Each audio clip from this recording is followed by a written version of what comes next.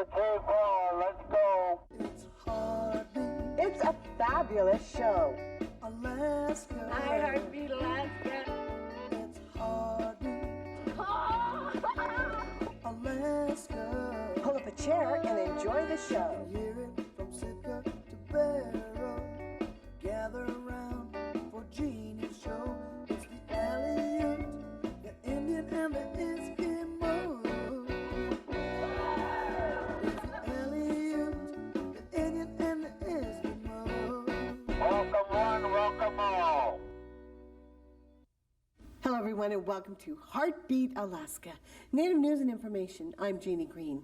Every week in Heartbeat Alaska, we travel to remote villages throughout the state and share the lives of the people there. And today, we travel to the northwest village of Unalakleet. For what? For a science fair. Unalakleet, Alaska, sits on a gravelly spit at the end of a river, sharing the town's name. People in the area fish, hunt, trap, and smoke their food in much the same way other villages in Alaska do. They also had an especially abundant herd of caribou nearby for many years. The herd recently moved out of the village's hunting lands, but that's all right. There's plenty else to live off in the area, not to mention the convenience of air-mailed food and beverages. This is the igloo. Used to be having games in it and movies and stuff was down there, and they moved it up. This is the old native store. With a population that hovers around 750, people here share each other's concerns, hopes, and stories.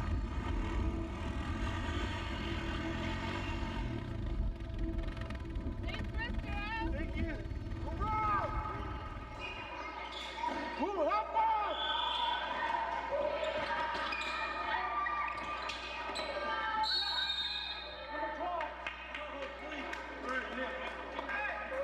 Right here, battered halibut that we're gonna have for dinner, along with a salad and some rice and maybe some asparagus.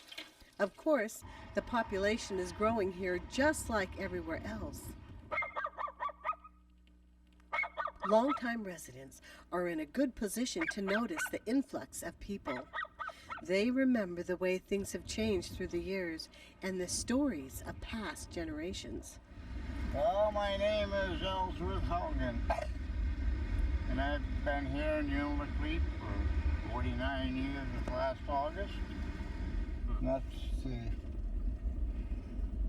Unalakleet Corporation 8-plex.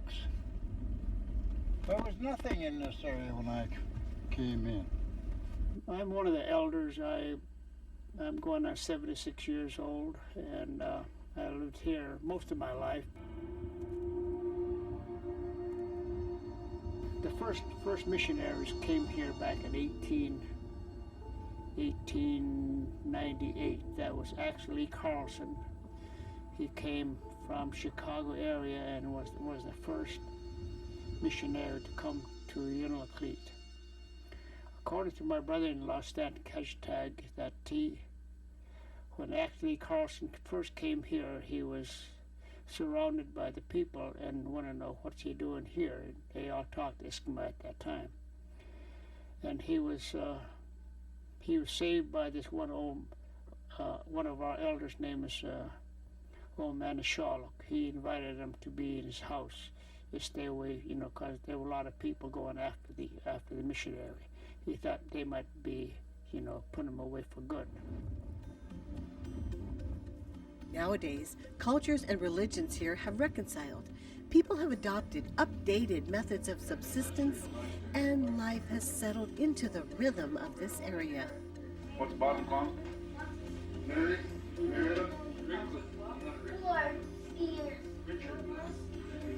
The ways of days past are still seen in the dog races and subsistence gathering, and people reminisce about storms that washed out the streets years ago.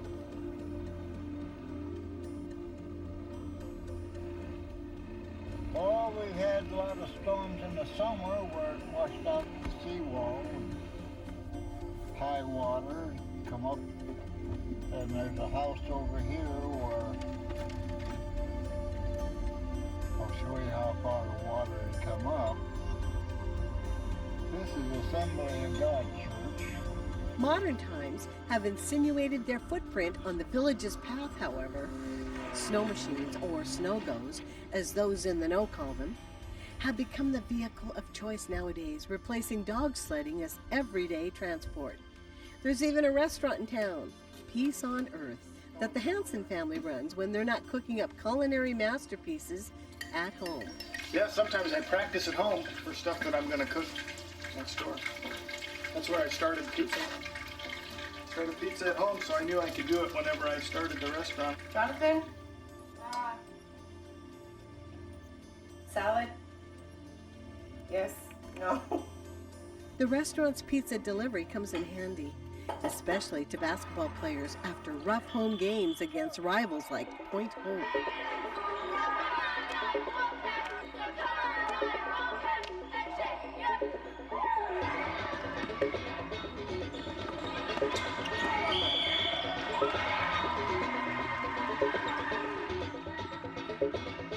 Basketball is a large part of life in rural Alaska, and Unalakleet's high school team is one of the best in its league.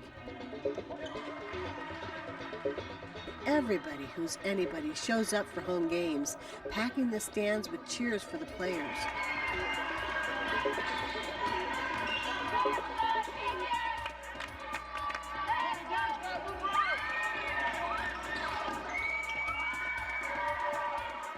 This past winter, however, for a few hours, coaches, pom-poms, and basketball jerseys yielded the gymnasium to a different event.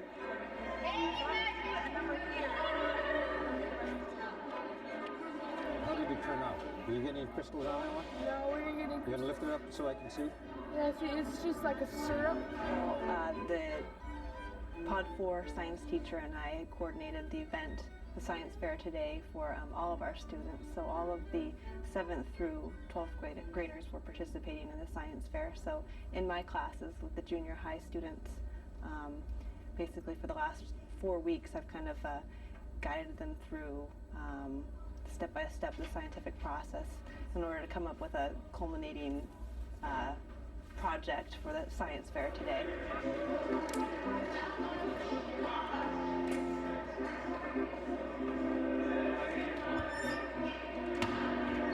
My name is Zack Katchatag. I'm 8th grade. We did a volcano to test the effects of different amount of baking soda on height of eruption. I was trying to see how exhaust affects how fast the plant grows. Some of these leaves on the exhaust plant died, like at the bottom, and most of these are alive at the top from the exhaust plant. In a bid to get kids interested in environmental issues and the future of their own village, the World Wildlife Fund agreed to help sponsor the science fair. We had some local people. In fact, there were some elders that was involved in this. We had some council members from our native village of Unalakleet. They were part of it. Henry Oyoumick coordinated this agreement through a contact in Norway, adding to a global warming awareness initiative the Wildlife Fund is promoting. He thinks that getting kids interested in protecting their natural surroundings is essential, and it doesn't hurt if they work in their future careers at the same time. My main goal is to give the kids an opportunity to be competitive once they leave school.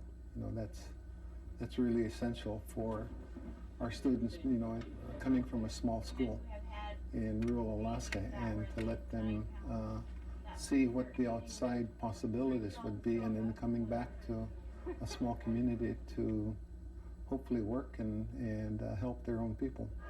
People would always talk about how exhaust affects global warming, and I just wanted to kind of find out my own answers, and because I don't know,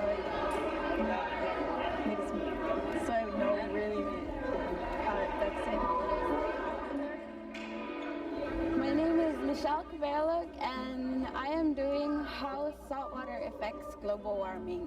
When I saw one project, she was looking at one of her variables was the temperature of water, in salt water, what she was using.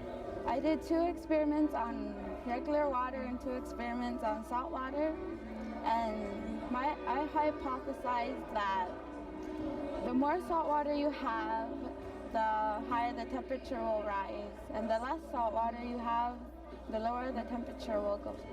I thought that was, when you look at even a small amount of temperature rising in the ocean, it can cause disastrous effects on some of the marine species out there. The light bulb represents the sun, and I measured it 15 centimeters from the surface of the water to the tip of the light bulb. It was interesting to see the profound difference, with temperature. And these thermometers represent how high the temperature rises. So I put one on the bottom and one towards the top of the surface. And I did one experiment with saturated salt water and one with just fresh water, regular water. And so learning concepts like that, I think, was very effective. My hypothesis for my experiment was not very clear, but as I looked over my data, it turned out that salt water affects global warming because it is a lot thicker and stores more light than fresh water. This proved my hypothesis to be right.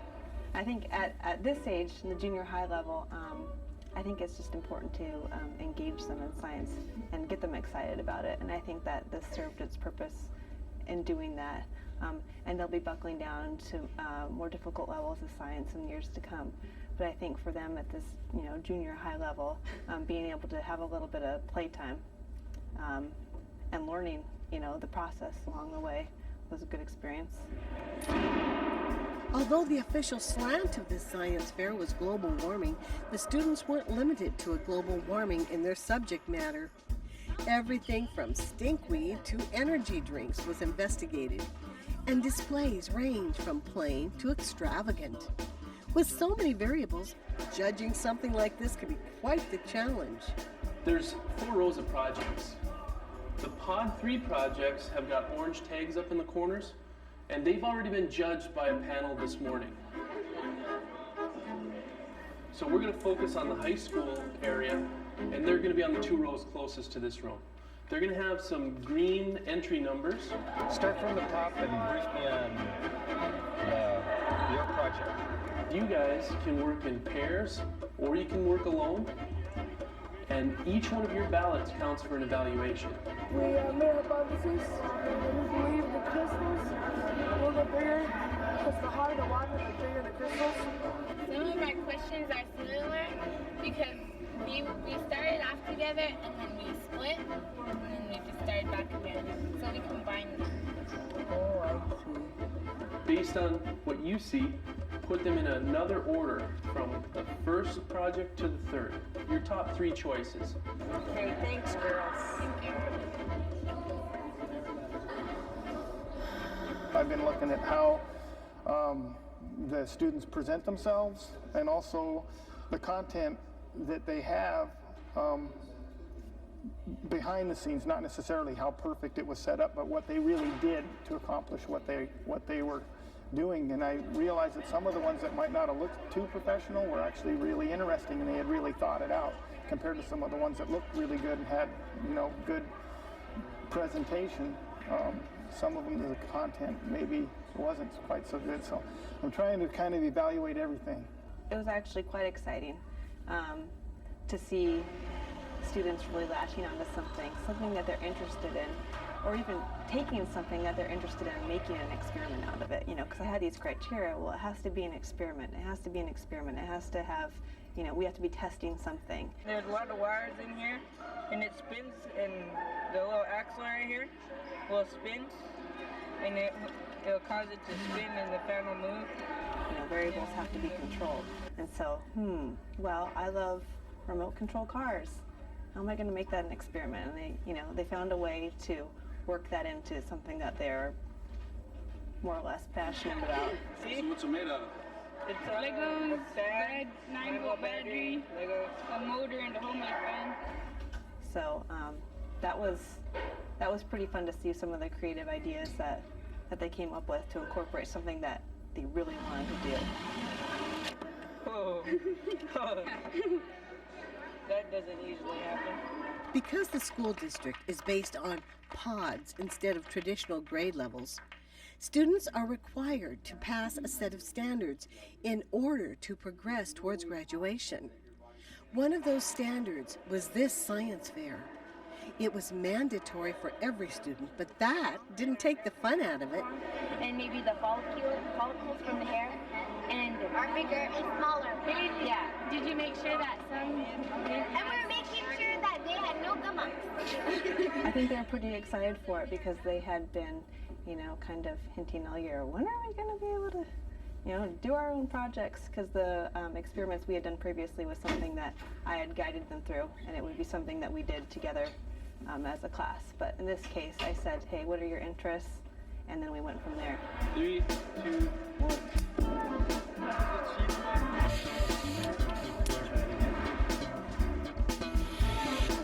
Safety goggles on. Compress. 3,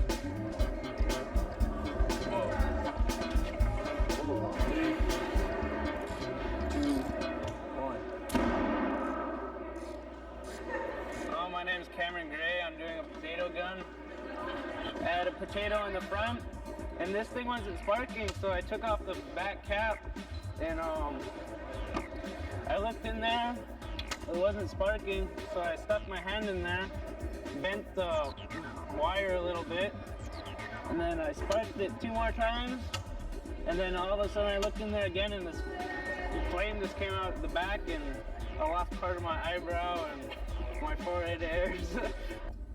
Yeah, Bobby burned his eyebrow off, and it was a project that I was pretty hesitant about, just potato gun, but actually only half an eyebrow.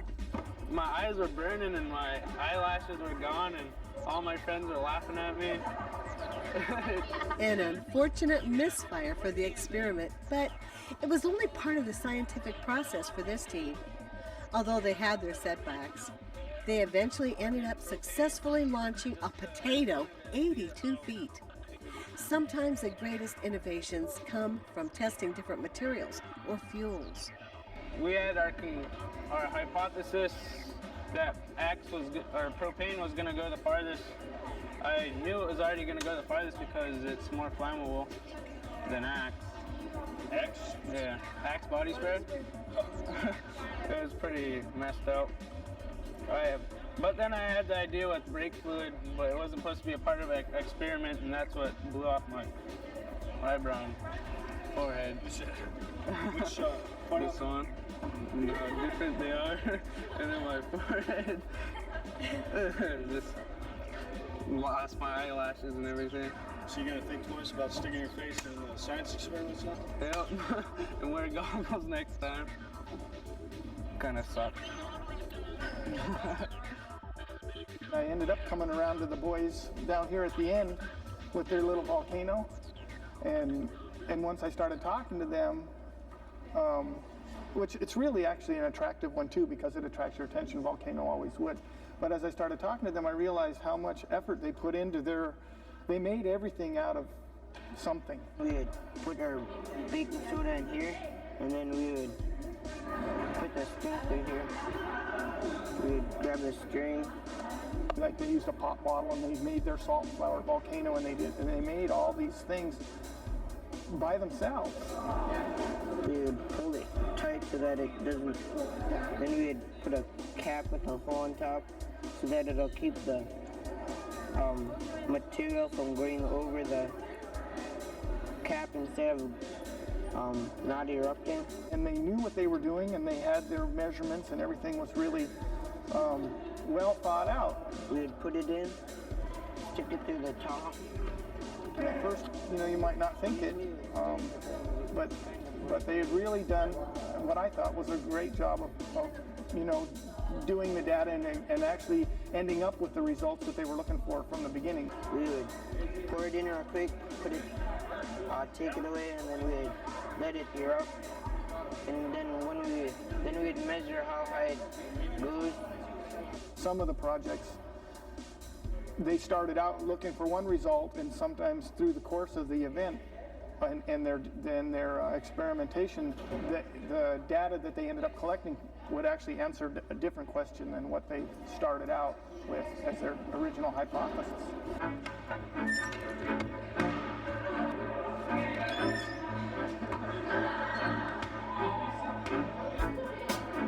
Trying to figure out how to make it release at the right time. The name of the project is The Physics of Shooting a Basketball, and the aim is to measure all the force, angles, and the distance of the ball to make a perfect shot every time. And the way to measure it is to build a trebuchet, and that's that thing right there. Some of them were real, almost like textbook examples of a science fair project. I know this step, this step, this step. Some of them were had a more creative bent to them, where they were doing problem solving. It has to be 90 degrees parallel to the floor. But either way, everybody came across some types of obstacles where there was always an obstacle where they'd have to work their way through.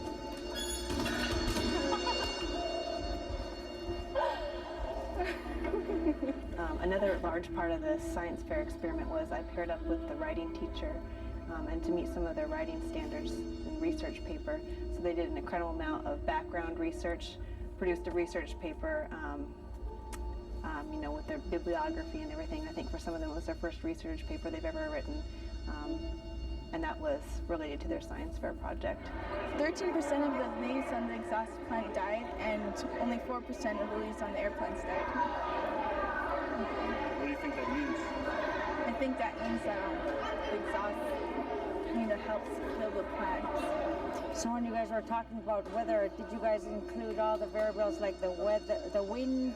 Yeah, that is able. The wind direction we took right here.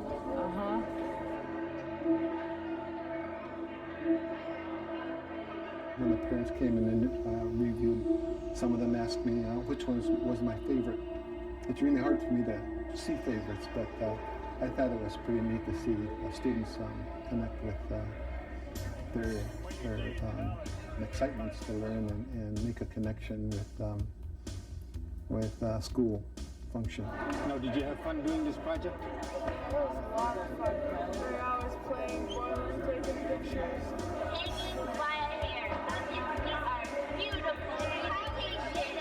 So, now that the displays have been taken down and put away, what will these kids take home with them?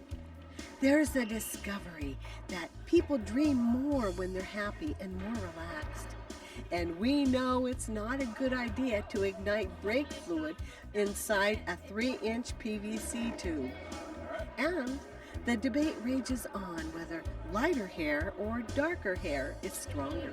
88 grams. Well, we have darker hair, so it turned out that lighter hair is stronger than darker hair. But if Who knows?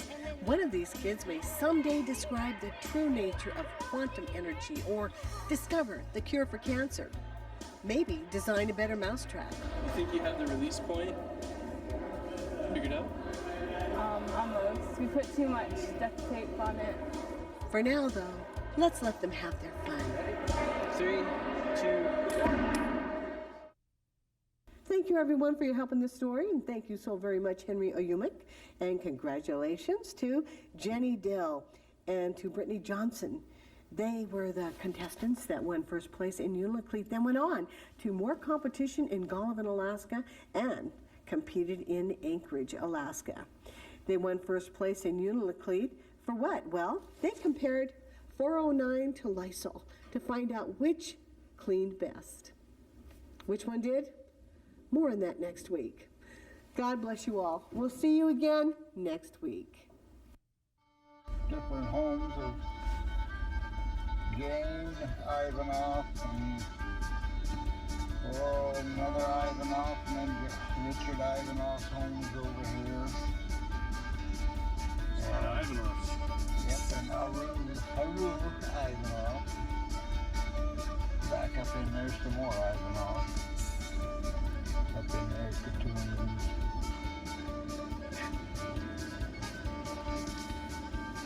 You're from South Dakota. Was it another kind of Father was a country boy. Worked on a farm and worked for truck, driving livestock, Coleman. So, have you ever lived in a big city? No. I'm not no city slicker. I love it here. Nobody steps on my toes.